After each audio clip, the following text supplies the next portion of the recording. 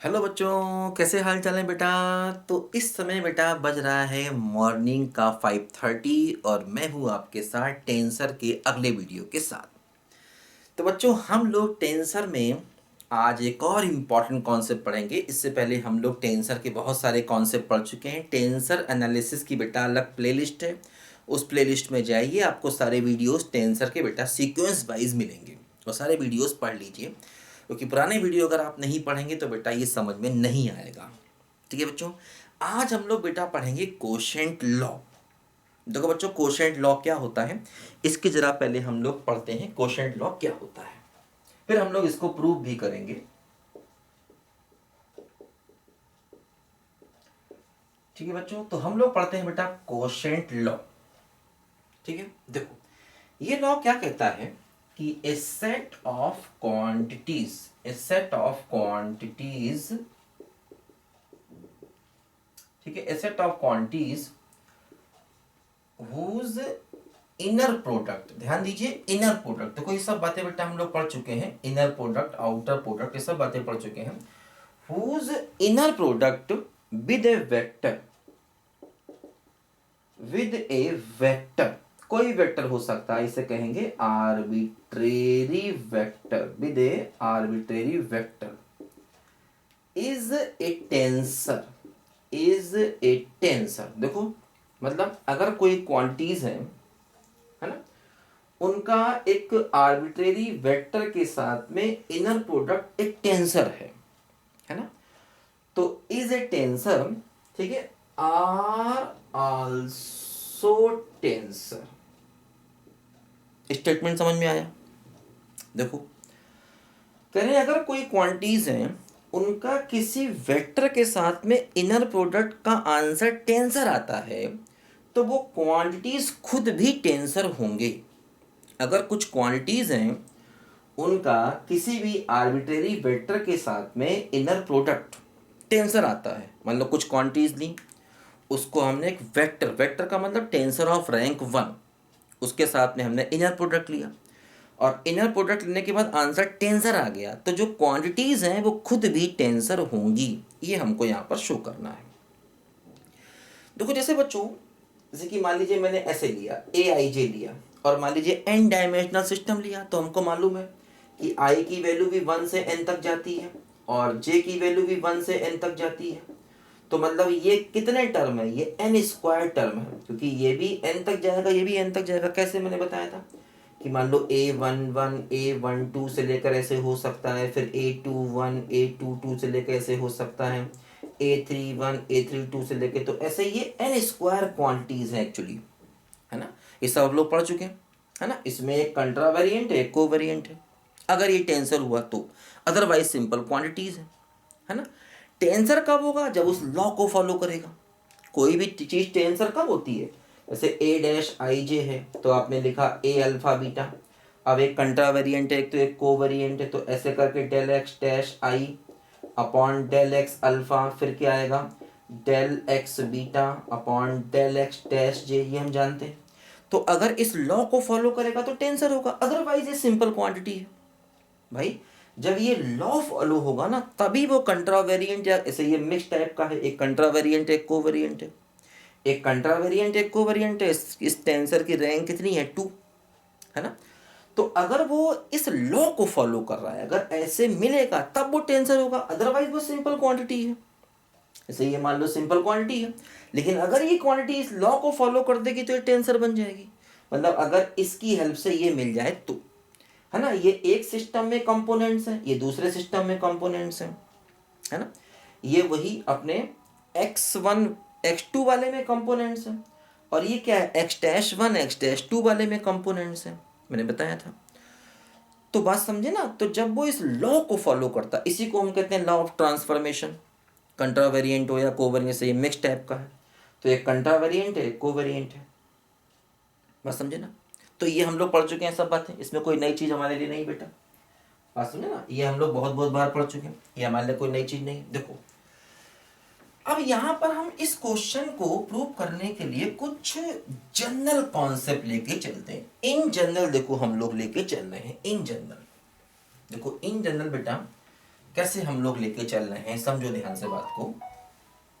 मैंने बताया था आपको इन जनरल कैसे लेके चलते हैं। देखो, जैसे कि मान लो मैंने कहा कि मेरे पास ये कोई क्वांटिटी है ए अल्फ़ा 1 अल्फ़ा 2 से लेकर के अल्फ़ा n, है ना। बहुत सारे हमने कंपोनेंट मान लिए, β1 β2 से लेकर के βm, और मान लीजिए साथ में एक हमने ए भी ले लिया। ये मतलब ऊपर कंट्रा वेरिएंट वाले एल हैं और नीचे ये को वेरिएंट वाले ये एम है, और ये एक तो m+1 नीचे हो गए। कंट्रा वेरिएंट वाले एल हो गए और को वेरिएंट वाले देखो ये m+1 हो गए। ठीक है, ये मान लीजिए सेट ऑफ क्वांटिटीज है, सेट ऑफ क्वांटिटीज है मान लीजिए ये। ठीक है, अब अगर ये लॉ ऑफ ट्रांसफॉर्मेशन को फॉलो कर जाएगा तो टेंसर बन जाएगा, देखेंगे अभी वही प्रूव करना है। ये हमने माना सेट ऑफ क्वांटिटीज है। ठीक है, एक सिस्टम में, ये एक सिस्टम में सेट ऑफ क्वांटिटीज है ना। और मान लीजिए इसी को जब दूसरे सिस्टम में ट्रांसफर किया तो वही ये हो गया, ए डैश बन गया ऐसे करके ना। ये इसको दूसरे सिस्टम में मान लीजिए हमने ट्रांसफर किया तो मान लीजिए ये ऐसे करके कुछ बन गया, दूसरे सिस्टम में चला गया, है ना। दूसरे सिस्टम में थोड़ा सा वेरिएबल को चेंज मानो बेटा, एक सेकेंड। दूसरे सिस्टम में गया तो मान लीजिए वेरिएबल थोड़ा चेंज है। ये जो क्वांटिटीज है भाई, क्वांटिटी भी कोई भी हो, एक सिस्टम से दूसरे सिस्टम में जाएगी तो चेंज होगी। हाँ, टेंसर भी चेंज होगा। कोई भी क्वांटिटीज हो, कोई भी टर्म है ना। कुछ क्वांटिटीज एक सिस्टम से दूसरे सिस्टम में चेंज, जैसे लेंथ है, लेंथ आप किसी भी सिस्टम में निकालिए, कोई भी कोऑर्डिनेट सिस्टम ले लीजिए, लेंथ तो लेंथ रहेगी, वो बदलेगी नहीं। जैसे कि मान लीजिए आपने सर्कल का इक्वेशन लिया तो एक सिस्टम में कुछ और है, दूसरे में कुछ और होगा, चेंज हो जाएगा। इक्वेशन ऑफ लाइन लिया, दूसरे सिस्टम में चेंज हो जाएगा। पॉइंट का कोऑर्डिनेट लिया, एक सिस्टम में कुछ उसका कोऑर्डिनेट है, सिस्टम को चेंज कर दिया, सिस्टम मतलब फ्रेम ऑफ रेफरेंस को चेंज कर दिया तो उसका कोऑर्डिनेट चेंज हो जाएगा। ये सब बातें मैं आपको कई बार बता चुका हूँ, स्टार्टिंग से ही बेटा बता चुका हूँ, कई बार ये बातें स्टार्टिंग से पढ़ी, ये सब बातें बहुत बार बता चुका हूँ। तो कोई भी क्वांटिटी हो, चाहे टेंसर हो, एक सिस्टम से दूसरे सिस्टम में जाएंगे चेंज होगा। तो मान लीजिए ये एक सिस्टम में है और ये मान लीजिए दूसरे सिस्टम में है, I1 I2 से लेकर के IL और J1 J2 से लेकर के मान लीजिए JM। ये मान लीजिए एक सेट ऑफ क्वांटिटीज है एक सिस्टम में, और ये डैश वाले सिस्टम में मान लीजिए हमारा सेट ऑफ क्वांटिटीज है, एक ही जगह भी कुछ मान लो, फॉर एग्जांपल की, है ना। तो ये x1 x2 x1n वाले में है और ये x1 dash x2 dash xn dash वाले में है ना। क्वांटिटीज का सेट चेंज कर दिया।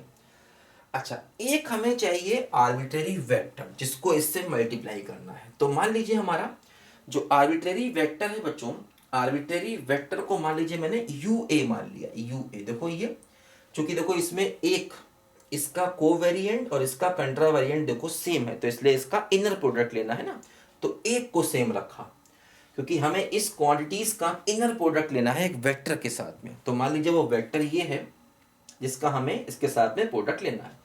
एक सिस्टम में वो ये वेक्टर है ना, ये एक सिस्टम है, और दूसरे सिस्टम में मान लीजिए वो वेक्टर हमारा बन जाएगा U डैश के। देखो यहाँ पर K है तो ये K जानबूझ के हमने रखा, यहाँ पर A है तो ये A को सेम रखा, है ना। ये देखो नीचे β1 β2 βm और A, यहाँ पर भी A, क्योंकि हमें इसका जो है एक चेंज सेम करना है, इनर प्रोडक्ट चाहिए ना। इनर प्रोडक्ट में एक कंट्रा वेरिएंट और एक कोवेरिएंट हमेशा सेम होता है। तो देखो ये इसके सेम है, यहाँ पर भी देखो ये, मतलब ये वेक्टर जब दूसरे सिस्टम में गया तो मान लो ये हो गया। ठीक है, अच्छा मान लो इनका जो प्रोडक्ट है ना, जैसे कि मान लो एक सिस्टम में ये A है और U है, इनका जो प्रोडक्ट है वो मान लीजिए एक सिस्टम में B है और दूसरे सिस्टम में ये A डैश हो गया और ये U डैश हो गया, और जो इनका मान लीजिए रिजल्ट आया वो मान लीजिए दूसरे सिस्टम में B डैश हो गया, और जो B डैश है वो एक टेंसर है, दिया गया है।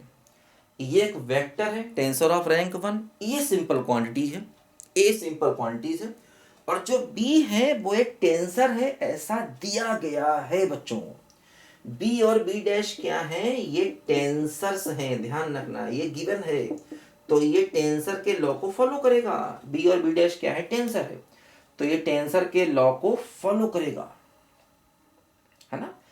तो मैंने मान लिया कि इसका प्रोडक्ट एक सिस्टम में B आता है और इसका प्रोडक्ट दूसरे सिस्टम में B डैश आता है ना, क्योंकि हमें टेंसर चाहिए तो टेंसर में लॉ ऑफ ट्रांसफॉर्मेशन तो लगाना ही पड़ेगा।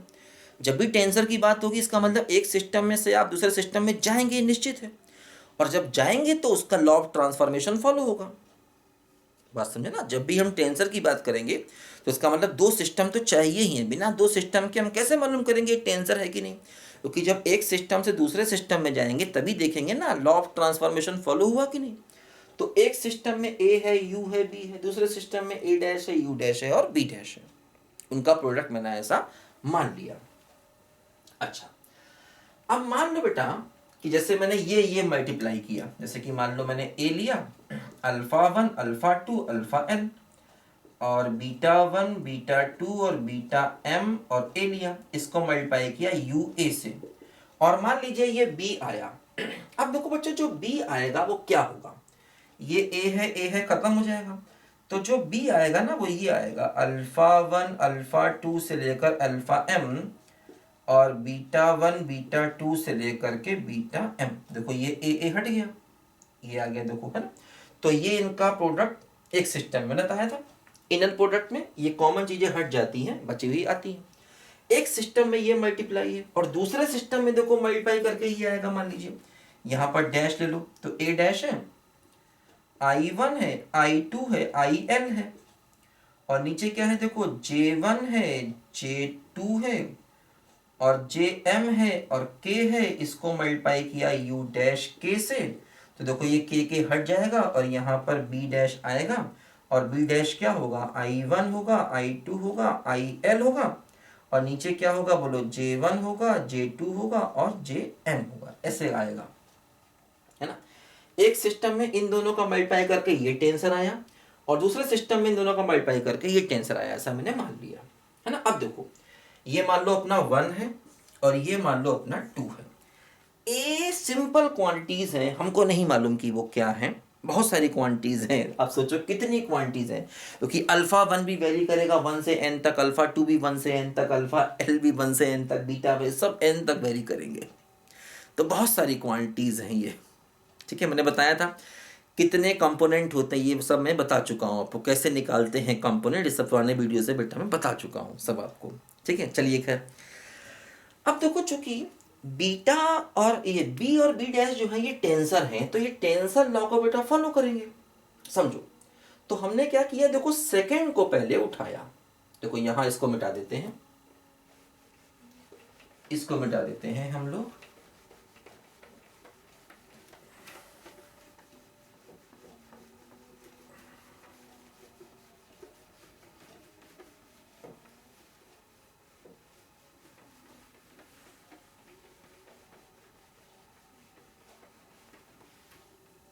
देखो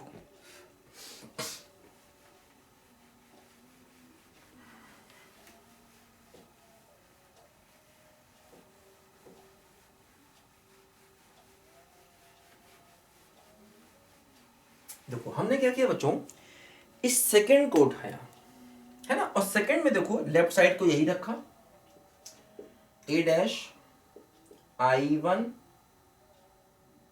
I2, है ना। हमने सेकंड को उठाया, ए डैश I1 I2 से लेकर IL, और नीचे क्या है बोलो, J1 J2 से लेकर के JM और K, ठीक है, और इनटू U डैश K, और मान लीजिए हमको ये मिलता है ना, B डैश। अब देखो चलो पहले इसको लिख लेते हैं, B डैश मिलता है I1 I2 से लेकर के IL और J1 J2 से लेकर के JM, मान लो ये मिलता है हमको, है ना। सेकेंड सिस्टम उठाया। अब चूंकि B डैश तो लॉ ऑफ ट्रांसफॉर्मेशन को फॉलो करेगा, तो इसको तो वही रखा है, इसको तो जैसा है वैसा ही रखते हैं, इधर नीचे J1 J2 से JM और K और इनटू U डैश K। अब इसमें हम लॉ ऑफ ट्रांसफॉर्मेशन लगा देते हैं, क्योंकि B डैश एक टेंसर है, तो B डैश में जब हम लॉ ऑफ ट्रांसफॉर्मेशन लगाएंगे, देखो क्या होगा, B डैश की वैल्यू क्या होगी, इधर आ जाएगा B, और देखो इसको हमने क्या माना है, ये माना है अल्फा 1 अल्फा 2 से अल्फा L, और बीटा 1 बीटा 2 से लेकर के बीटा M, और साथ में वही अपने डिफरेंशिएशन वाले टर्म, चूंकि देखो कंट्रा वेरिएंट में एल है और को वेरिएंट में कितने हैं एम, तो x dash x dash dash dash dash x dash और नीचे एक्स एक्स डैश एक्स, तो कंट्रा वेरिएंट में कितना है बोलो, है ना, एल टर्म है एल। तो देखो इधर क्या आएगा, इधर आएगा अपना वही ऊपर I1, है ना, और ये क्या होगा x डैश I2 और x डैश IN, और नीचे क्या आएगा देखो ये अल्फा 1 अल्फा 2 अल्फा L, और इधर उल्टा हो जाएगा। अब क्या होगा del x del x del x और नीचे del x dash del x dash del x dash. अब कोवेरिएंट कितने हैं, बीटा 1 बीटा 2, तो ऊपर देखो यहाँ पर बीटा 1 आएगा बीटा 2 आएगा, कितने बीटा आएंगे m आएंगे, और यहाँ पर ये आएगा J1 J2, है ना, और JM, तो x dash J1 x dash J2 और x डैश JM, ऐसे करके देखो ये आएगा, है ना। हमने कुछ नहीं किया बेटा, वही अपने टेंसर का कॉन्सेप्ट लिखा। कंट्रा वेरिएंट वाले वेरिएबल हमेशा ऊपर लेते हैं और को वेरिएंट वाले वेरिएबल हमेशा नीचे। देखो ये कंट्रा वेरिएंट थे, डैश ऊपर आए, ये x वाले नीचे, और ये को वेरिएंट थे, ये x ऊपर आ गए, और ये डैश वाले करके बच्चों यहां पर देखो नीचे आ गए सारे, ठीक है। ये हम लोगों ने यहां लिखा बच्चों। अच्छा अब जरा बच्चों यहां पर ध्यान दीजिए कि देखो बीटा की ये वैल्यू यहां पर रखेंगे, इसकी जगह पर ना, बीटा की जगह पर हम लोग ये वैल्यू रखेंगे। और हाँ देखो ध्यान दो, क्योंकि u डैश भी एक वेक्टर है, वेक्टर का मतलब रैंक 1 का टेंसर है, तो जब u डैश बच्चों रैंक 1 का टेंसर है तो u डैश की वैल्यू भी हम लोग लिख सकते हैं, क्योंकि u डैश भी क्या है बच्चों, रैंक 1 का टेंसर है, बात समझिए। तो u डैश भी रैंक 1 का चूंकि टेंसर है तो हम लोग इसकी वैल्यू भी यहां पर लिख सकते हैं।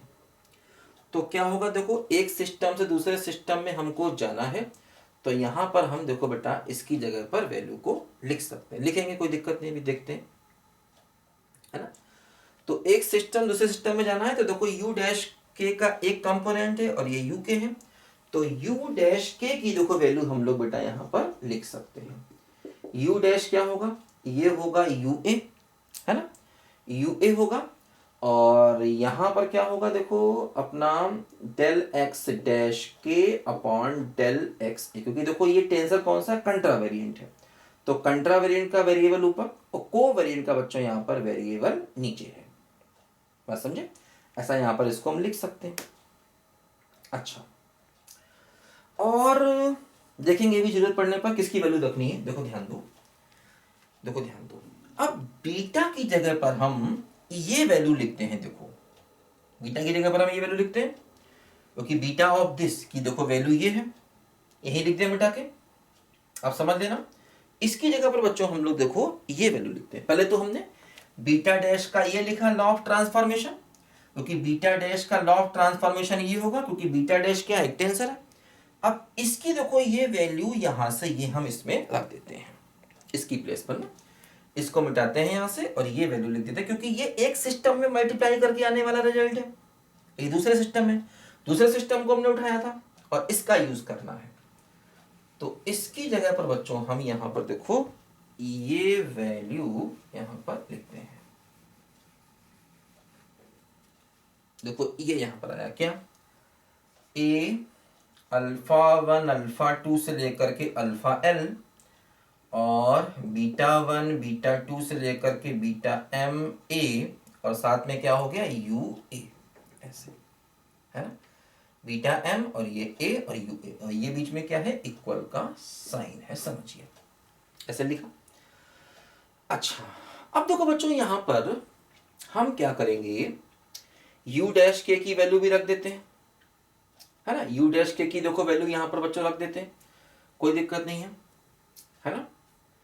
या देखो ऐसा करो, इधर अगले स्टेप में, अब इसका यूज तो खत्म हो गया, इसको मिटा देते हैं, थोड़ा बेटा लेंदी है लेकिन इंपॉर्टेंट है, ध्यान रखना, इन जनरल हम लोग कर रहे हैं ना, और एग्जाम में आपको ये इन जनरल ही करना पड़ेगा, ठीक है। हम चाहें तो कम वेरिएबल लेके कर सकते थे, 2 या 3 वेरिएबल लेके कर सकते थे, लेकिन उससे फायदा नहीं बच्चों है, एग्जाम में इन जनरली करना पड़ेगा। देखो ध्यान दो,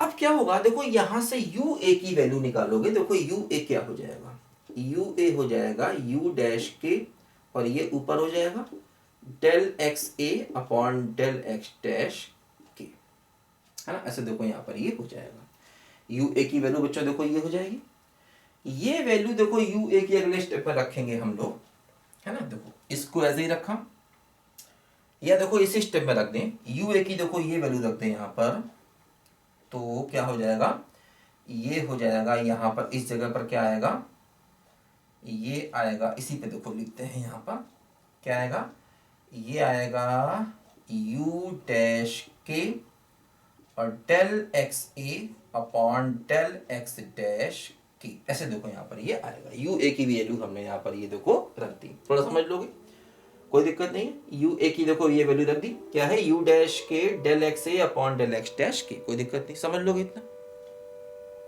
बहुत ध्यान देना पड़ रहा है एक बात पे, है ना। तभी देखो बेटा बीच में गाने वाले नहीं गा रहे हैं, क्योंकि इतना ध्यान देना है ना यहाँ पर कि गाने आने गए तो दिमाग स्लिप हो जाएगा, है ना, गलती हो जाएगी, इतना वेरिएबल फंसे हुए ना बेटा, टेंशन में यही खास बात है। समझ में तो आ गया होगा, कोई दिक्कत नहीं है, लेकिन वही ध्यान रखना पड़ेगा। देखो बीच में गाने वाले नहीं गा रहे इस समय, बहुत ध्यान रखना है। अच्छा अब देखो बच्चों एक काम करते हैं, क्या काम करते हैं कि ये सब कुछ एक तरफ ले आते हैं, है ना।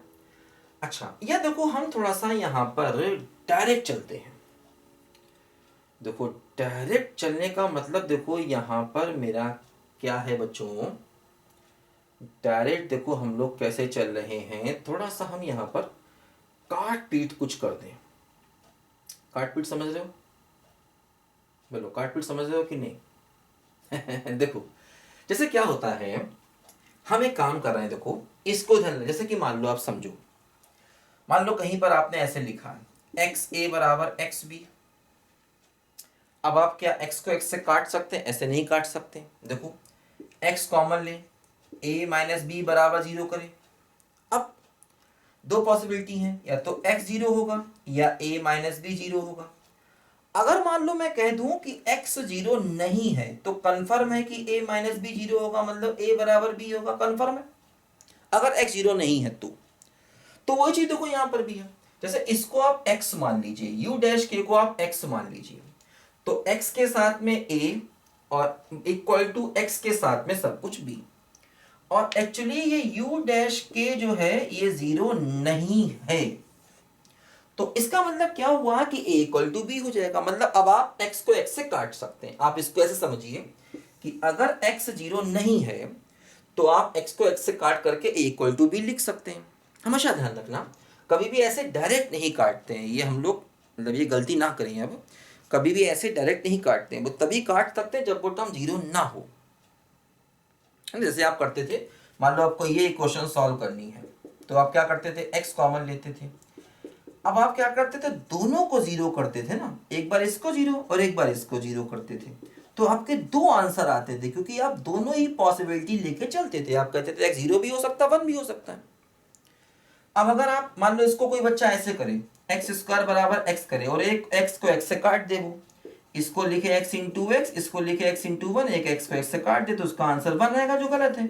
आंसर तो 2 आने चाहिए, लेकिन आंसर तो एक ही है। हाँ अगर हम ये क्लेम करें कि x 0 नहीं है तो x को x से काट सकते हैं, तो फिर आंसर 1 ही सही है। अगर कोई ये कह दे कि नहीं x 0 है ही नहीं, तो फिर ये पॉसिबिलिटी खत्म होगी, तो फिर x इक्वल टू 1 ही अकेला आंसर आएगा, तो हम x को x से काट सकते हैं, अदरवाइज नहीं काट सकते, क्योंकि दो आंसर लाने पड़ेंगे, क्योंकि ये क्वेश्चन क्वाड्रेटिक है।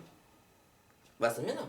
तो वही चीज यहाँ पर भी है, हमने कहा कि मान लो u डैश के 0 नहीं है तो हम उसको उससे काट सकते हैं, अदरवाइज उसकी वैल्यू 0 भी पॉसिबल थी, तो हमने वो चीज देखो यहाँ पर नहीं ली, तो हमने u डैश के को u डैश के से काट दिया एक तरीके से, अगर वो 0 नहीं है तो, है ना। ये बात ध्यान रखना, ऐसे नहीं काटना है, अगर वो 0 नहीं है तो हमने उसको उससे काट दिया डायरेक्ट। अब देखो अगर हम u डैश के को u डैश के से काट दें, देखो बचेगा क्या, देखो यहाँ क्या बचेगा, a डैश i1 i2 से लेकर के il J1 J2 से लेकर के Jm और एक वेरिएबल की और U डैश के तो कट गया। देखो यहाँ क्या बचा, A α1 α2 से अल्फा L और β1 β2 से बीटा M और A। अब देखो साथ में क्या बचा, जरा समझो बच्चों। देखो ये बचा है, ये डेल, ये देखो टर्म है ना बीच में दिख रहा है ना, ये टर्म बीच में दिख रहा है ना, ये वाला डेल एक्स ए अपॉन डेल एक्स डैश की। इसको बाद में लिख लेंगे, पहले इन सबको लिख लेते हैं। देखो ये क्या है, del x dash I1 upon del x alpha 1 del x dash I2 upon del x alpha 2 and so on del x dash IL upon del x alpha L। और ये बचा क्या बोलो, del x beta 1 upon del x dash J1 del x beta 2 upon del x dash J2 से लेकर के del x beta M upon del x dash JM। ये बचा, और देखो ये बचा, इसको यहाँ लिख लेते हैं, डेल एक्स ए अपॉन डेल एक्स डैश, है ना, हाँ नीचे डैश है, डेल एक्स डैश की। देखो समझो, देखो इसमें अब देखो ये एक्चुअली लॉ ऑफ ट्रांसफॉर्मेशन अपने आप ही आ गया किसके, ए के लिए। तो कैसे, ऊपर एल वेरिएबल है ना, यहां भी देखो एल है, यहां देखो एम ये है और एक ये के, तो नीचे एम प्लस वन हो गए, यहां भी देखो नीचे एम प्लस वन हो गए। अब देखो कंट्रा वेरिएंट वाले एल हैं, देखो ये देखो एल एक्स डैश वाले एल टर्म ऊपर है और देखो ये नीचे है।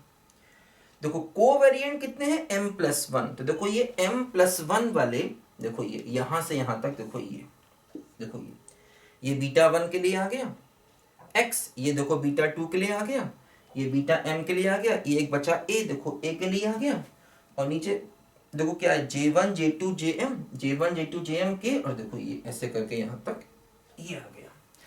तो इसका मतलब देखो क्या हुआ कि ये जो A है ना, ये लॉ ऑफ ट्रांसफॉर्मेशन को फॉलो कर रहा है, किसके, टेंसर वाले।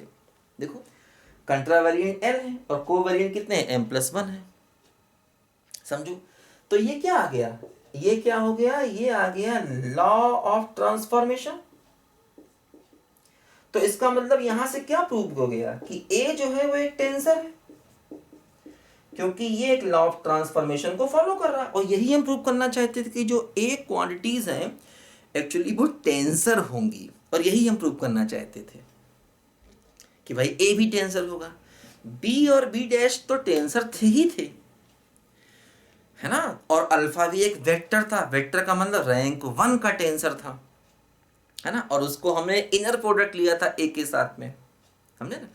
तो अगर हम b और b डैश को टेंसर माने, a को वेक्टर माने, तो a भी देखो एक टेंसर के रूल को फॉलो कर रहा है, इसका मतलब a भी क्या हो गया, टेंसर हो गया। तो बच्चों ये बहुत इंपॉर्टेंट रूल है, ध्यान रखना टेंसर में, ठीक है। टेंसर का एक इंपॉर्टेंट लॉ है कोशेंट लॉ, इसको हमने यहाँ पर प्रूव कर दिया इन जनरल। अब आप छोटे कम वेरिएबल लेके खुद से कर सकते हो, भाई हमने बहुत सारे वेरिएबल लिए, तुम कम वेरिएबल लेके चलो, है ना। जैसे कि मान लो तुम ये लेके चलो कि आपने a मान लिया, i और j, ठीक है, और u मान लिया j, इसको मल्टीप्लाई करके मान लीजिए b आया कुछ, फिर दूसरे सिस्टम में i डैश और j, और इसके सिस्टम में कुछ अलग मान लो, फॉर एग्जांपल यहाँ मान लीजिए अल्फा बीटा ले लिया, ये अल्फा बीटा, और ये मान लीजिए बीटा ले लिया, तो ये मान लीजिए b आ गया, यहाँ a डैश i और j, और मान लीजिए यहाँ पर अपना u डैश j आ गया, और यहाँ पर मान लीजिए अपना b डैश आ गया, है ना।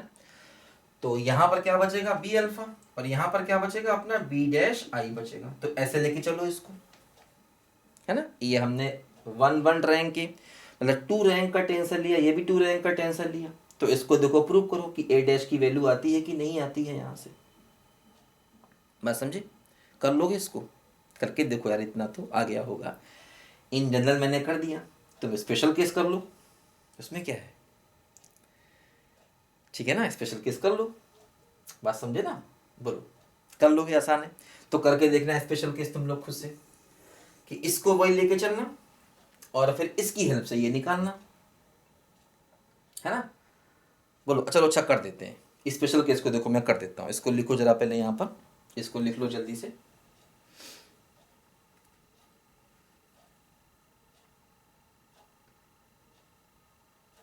ठीक है, देखो कर लेना अच्छा यार, टाइम हो रहा है एक्चुअली जरा कर लेना खुद से, ठीक है, या मैं अगले वीडियो में करूँगा। कुछ टाइम हो रहा है यार, तुम समझ नहीं रहे हो, सुबह का टाइम है। ठीक है बच्चों, चलिए खैर मिलते हैं बेटा, बाय बाय, अगले वीडियो में मिलते हैं।